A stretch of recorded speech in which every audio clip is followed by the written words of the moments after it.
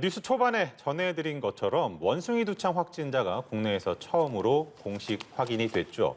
코로나19가 종식되지 않은 상황에서 새로운 전염병까지 유입이 되면서 우려의 목소리가 나오고 있습니다. 원숭이 두창은 어떤 질병인지 또 앞으로 어떻게 대처해야 하는지 백순영 가톨릭대 의대 명예교수 모시고 자세한 이야기 나눠보겠습니다. 어서 오십시오. 안녕하세요. 안녕하십니까. 네, 총 2명의 의심 환자가 있었는데 그중 1명이 원숭이 두창 확진자로 최종 확인이 됐습니다. 국내 유입이 되면서 앞으로 전파 가능성에 대한 우려의 목소리가 나오는데 현재 상황 어떻게 진단하고 계십니까? 예, 국내 유입은 됐습니다만은 아직 지역사회 유입까지 확인된 것은 아니기 때문에 국내에서의 확산은 제한적이라고 볼 수가 있는데 2명의 의심 환자 중에서 사실은 부산 환자가 좀 지역사회 확산이 좀 더 우려가 되는 바였었는데 네. 그분이 수두로 판명이 되면서 조금 우려는 덜었습니다. 어제 오후 4시에 독일에서 입국한 30대 남성이 이제 검역과정을 거치는 중에 의사 환자로 신고를 하였고 격리 후 인천의료원으로 이송돼서 지금 격리 치료를 받고 있는데 오늘 오후에 이제 원숭이 두창으로 확진이 되었습니다. 연기서열까지 다 했으니까 확실하겠죠. 네. 이제 여러 가지 바뀔 수밖에 없는 것이 국내에서 환자가 발생함에 따라서 감염병 위기 등급을 이제 4등급이 있는데 거기서 관심에서 그것이 지금 주의로 바뀌었습니다. 그 외에는 경계하고 심각밖에 없는데 코로나19 같은 경우에는 심각인 것이죠. 네네. 그 다음에 또 발표된 것이 있는데요. 지금 오늘 3시에 발표를 하면서 검역을 강화하는 지역을 하겠다고 했거든요. 네. 그 기준은 체온이 37.5도에서 37도로 바뀌었습니다. 기준이. 그 5개국인데요. 영국, 스페인, 독일, 프랑스, 포르투갈 등을 그렇게 바꾸었고요. 또 원숭이 두창 27개국을 검역 관리 지역으로 지정을 했습니다. 그래서 7월 1일부터 시행하기로 했고요. 또 하나 바뀌는 부분들은 지금부터는 방역을 이제 중앙 재난안전대책본부, 우리가 중대본이라고 하고 있는데 총리가 책임을 지는 이 시스템으로 이제 바뀌게 되는 것이죠. 그러니까 이제 현실적으로 환자가 생겼기 때문에 방역도 바뀔 수밖에 없는 그런 상황이 되었습니다. 네, 말씀하신 대로 이 확진자가 입국 단계에서 이제 격리가 되면서 방역 당국은 고위험군의 격리자, 그러니까 고위험 접촉자는 없다고 밝혔습니다. 다만 이 확진자의 앞뒤 그리고 대각선으로 앉은 이 비행기 내 탑승객들 8명에 대해서는 능동 감시를 하겠다라고 밝혔거든요. 능동 감시만 해도 괜찮을까요? 지금으로서는 그렇습니다. 고위험군이라고 할 수가 없는 것이 이 원숭이 두창인 경우에는 밀접 접촉이 있어야 되는데 사실은 비행기 기내라 하면은 기류 자체가 상하로 되어 있기 때문에 또 이 재순환되는 과정 중에서 멸균이 되거든요. 그래서 사실은 상대적으로 타인 간의 감염은 굉장히 어려운 상황인데다가 이 원숭이 두창 자체가 비말로 감염되기는 굉장히 어려운 상황이거든요.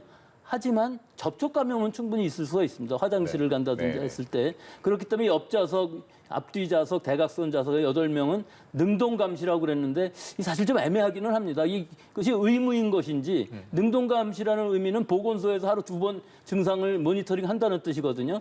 그렇게 모니터링을 하고 있는데 외출을 하는 것이 가능하겠습니까? 그러니까요. 이것을 21일간 하겠다는 것인데 사실은 위험성 자체는 굉장히 낮지만 또 혹시 모를 지역사회 감염 또 긴 잠복기 때문에 이 능동 감시를 하지 않을 수가 없는 상황일 것으로 보이고요. 아마 이것이 의무로 되지는 않았고 아직 결정은 되지 않았습니다만은 일단은 21일간의 능동 감시를 원칙으로 아마 정하기는 한 것으로 보입니다. 뭔가 선제적으로 좀 조치를 취했다고 이건 좀 봐야 되겠네요. 선제적이고 좀 강한 느낌이 있지만 또 만약을 위해서는 이렇게 할 수밖에 없는 상황이라서 어쩔 수는 없을 것으로 보입니다. 네, 사실 많은 분들이 궁금해하는 것이 이 원숭이 두창의 전파력 부분입니다.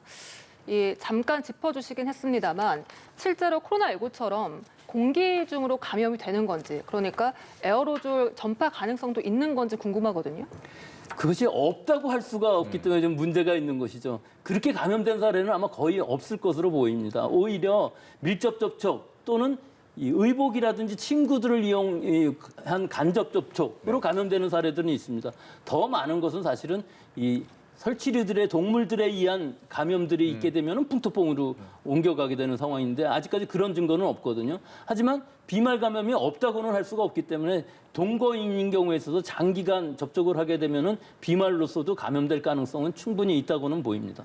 그러면 코로나19 때처럼 개인 위생 수칙을 철저하게 지켜줘야 되는 부분입니까? 예, 물론 그렇습니다. 그 부분만 잘한다면 큰 문제는 없어 보입니다. 우선 마스크 쓰기, 네. 그다음에 손 씻기, 피부에 만약에 바이러스가 접촉이 된다 할지라도 사실은 내 손을 통해서 내 호흡기, 내 점막 안으로 들어와서 감염이 되는 것이고 또 피부에 상처가 없는 한 감염은 되지 않기 때문에 이런 손 씻기, 그다음에 외부인과의 밀접 접촉을 피하는 것, 특히 국내에서가 아니라 해외여행을 갔을 때 밀접 접촉하지 않는 것, 또 야생동물을 섭취한다든지 접촉하는 것을 최대한 자제하는 것, 이런 것들을 잘 지켜주신다면 이 코로나처럼 이 원숭이 두창이 감염될 가능성은 거의 없다고 보시면 맞습니다. 그러면 네. 이 지금 원숭이 두창이 치명률이 굉장히 높다고 제가 들었거든요. 그 이유는 뭔가요? 천연두는 30%에 가깝습니다. 예, 그런데 이 동물의 두창 바이러스가 사람한테 왔을 때에는 증상이 사실은 그렇게 심하지는 않습니다. 네. 다만 아프리카의 경우에 있어서 중앙아프리카에서는 한 10% 정도 사망률을 나타내고 서아프리카, 나이지리아 등 이 서부 아프리카의 경우는 1% 정도 된다고 하는데 이것은 사실은 바이러스의 독성이라기보다는 오히려 의료 체제의 불비에 의해서 일단 감염된 어린아이들, 면역 약화 환자들이 2차 감염에 의해서 사망하는 케이스들이 있는 것이지 정상적인 면역력을 가진 사람들이 감염이 되어서 사망하는 케이스는 거의 없는 것이 지금 전 세계적으로 40개국이 넘는 나라에서 2,680명, 20일 기준으로 그 정도 되는데 아직까지 사망한 환자가 한 명도 없는 상황이거든요. 그렇기 때문에 의료 체제가 제대로 돼 있다 그러면 사실은 사망은 막을 수 있을 것으로 보여서 1%라는 것은 또 굉장히 높은 비율인데 수천 명이 생겨도 아직 사망하지 않는 것은 의료 체제만 제대로 되어 있다면 사망하지는 않을 것으로 예상합니다. 그러니까 아프리카 같은 경우에 의료 체계도 좀 미비하고 그리고 영양 상태도 좀 안 좋기 때문에 좀 높게 나타난다. 그렇습니다. 특히 또 에이즈 환자들인 경우에 있어서 면역 약화 환자들은 상당히 치명률이 높을 수밖에 없는 그 아프리카의 특성이 있어서 영양 부족이라든지 여러 가지 의료 체제의 불비 같은 것들이 중요한 역할을 하고 있는 것으로 보입니다. 네, 그러면 원숭이 두창 전용 치료제 그리고 전용 백신이 있는 겁니까? 둘 다 있습니다, 있기는. 전용이라기보다 원래 천연두 백신으로 개발이 되었지만 원숭이 두창에도 효과를 인정받은, 승인을 받은 미국에서는 상품명이 진네오스라고 그러고 유럽에서는 인바넥스라고 하는 이 바바리안 노르딕스의 덴마크 회사에서 만든 것이 3세대 백신인데 이것은 생백신이기는 하지만 우리 체내에서 증식하지 않고 다른 사람한테 전염시키지 않는 안전한 백신으로 이것은 접종 후 접촉 후 4일 이내에 접종을 받게 되면 확산을 막을 수 있기 때문에 우리가 전 세계적으로 접촉하는 의료진이라든지 혹은 접촉자들을 링 백시네이션이라고 그래갖고서 이 확진자의 주변을 포위해서 예방 백신을 함으로 해서 확산을 막을 수 있는 그런 지금 방역 대책을 가지고 지금 실시하고 있는 상황이거든요. 그런데다가 유럽인 경우에 있어서는 남성, 동성애, 양성애자들한테 접종을 권고하는 정도니까 이 3세대 백신은 굉장히 유용하다고 볼 수 있습니다. 네, 방역 당국은 비축 중인 2세대 두창 백신을 지금은 당장 활용할 계획이라고 밝혔는데 2세대 두창 백신도 괜찮은 겁니까? 천연두에 대해서는 괜찮겠죠. 그렇지만 원숭이 두창에 대해서 효과가 있다는 것은 동물 실험에서도 증명된 적이 없고요. 더구나 제가 말씀드린 링 백시네이션처럼 이런 예방 목적으로 사용하는 이런 접촉 후에 치료 목적으로 사용하는 것은 사실은 불가능하다고 생각합니다. 우리 식약처에서 아직 승인한 적도 없고요. 이것은 천연두의 생물 테러에 대비한 백신으로 만들어진 것이고 2008년 12월에 HK 이노엔이라는 회사에서 승인을 받았습니다. 하지만 그 승인 목적하고 지금하고 다르기 때문에 법적인 조처를 식약처에서 이것을 어떤 시험 데이터 성적서를 가지고서 승인을 하지 않는 한 지금 접촉자들을 본인이 아무리 원한다고 하더라도 이 접종을 하는 것은 옳지 않다고 봅니다. 저는 이제 그거를 좀 한번 좀 여쭤보고 싶은데 사실 코로나19 때도 뭔가 이렇게 좀 그때 신천지 사태도 있었고 그때 그렇게 내가 뭔가 이제 사회적으로 타겟이 될까 봐 뭐 걸린 사실을 좀 숨긴다든지 이런 경우도 있었고 지금 원숭이 두창에 대해서 국민 여러분들께서 잘 모르시다 보니까 사실은 좀 과도한 불안감을 갖게 되고 그렇게 되면 그게 결국에는 내가 괜히 했다가 사회적으로 뭔가 좀 당하지 않을까? 이런 불안함을 가질 수도 있을 것 같고 그래서 신고를 안 하게 될 수도 있을 것 같고 이런 건 어떻게 보세요? 일단은 진단검사를 받는 게 중요하겠죠. 하지만 지금 상황에서는 사실은 국내에서 발생한 원숭이 두창은 없다고 볼 수가 있기 때문에 대부분 수두라든지 뭐 다른 질병일 가능성이 굉장히 높습니다. 지금 부산의 외국인 환자의 경우도 수두로 밝혀지지 않았습니까? 증상은 비슷하지만 해외 여행량이 없는 한 지금으로서는 사실은 원숭이 두창이라고 임상 증상만으로 확인하기는 어려운데 여기서 제일 중요한 부분이 그겁니다.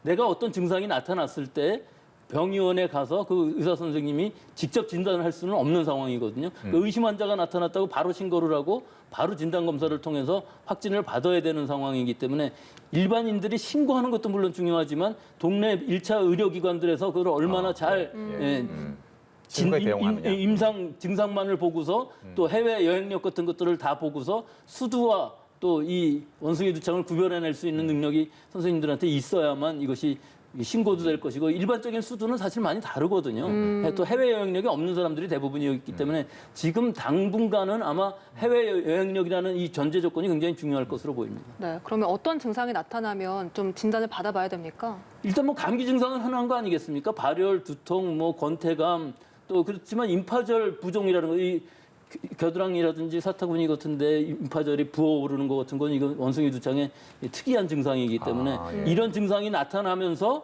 그 다음에 이제 발진이 나타나고 수포, 농포, 그다음에 딱지, 가피가 생기는 이런 과정을 거치는데 지금 이 세계적으로 유행하고 있는 이 원숭이 두창은 이 증상들이 뭐 거의 한꺼번에 나타나는 즉 잠복기를 거치지 않으면서 감기 증상이 없으면서도 발진이 일어나는 사람들이 많다고 하니까 사실은 우리나라에서 발생할 일은 없을 것으로 보이고 해외 여행 갔다 온 지 21일 안에 이런 증상들 중에 나타난다면 물론 감기 증상만 나타나서 갈 일은 없겠지만 네. 이런 수포 같은 것들이 나타났을 때에는 뭐 우리가 바리셀라 조스터라든지 즉 수두라든지 혹은 여러 가지 발진이 나타나는 증상들을 수포가 나타나는 질병들이 있기 때문에 그것들과 비교를 할 수 있는 의사 선생님들이 이 진단을 임상적으로만 진단을 하시고 의심을 할 수가 있다고 봅니다.